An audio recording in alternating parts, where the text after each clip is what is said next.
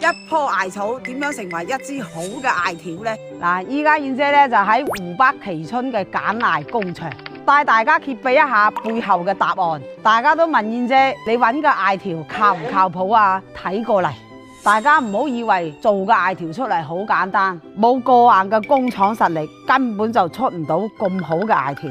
好嘅艾條肯定係從好嘅原料開始，呢度全部都係地道嘅蕲春艾草。你哋睇下呢啲原料，新鮮飽滿，葉片夠大，呢啲係同普通艾葉唔同嘅區別。有呢啲條件配合，先係做好艾條嘅第一步。新鮮摘翻嚟嘅艾呢，要喺呢個倉庫存放3年，先係到下一個步驟。所以對倉庫嘅要求呢，非常嚴格。冇咁大嘅倉庫同埋耐心，就唔會有真正嘅3年陳。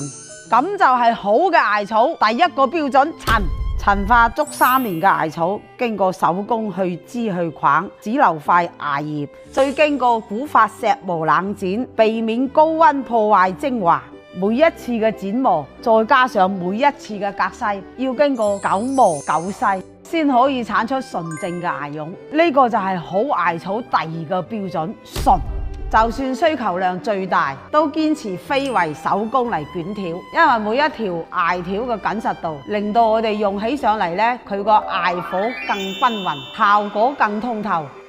每一條艾條呢，都會有嚴格嘅標準。依家呢，我就用我哋隨機嘅一條艾，同埋喺出邊買翻嚟嘅艾對比一下。嗱，一齊要。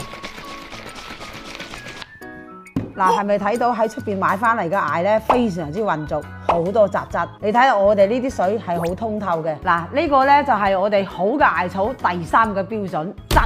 今日燕姐咧就同大家參觀咗從一棵嘅艾草到依家呢條艾卷，背後咧係我哋工廠從陳放到生產，再去到質檢，層層把關。所以想要正宗嘅奇艾，留意順德燕姐。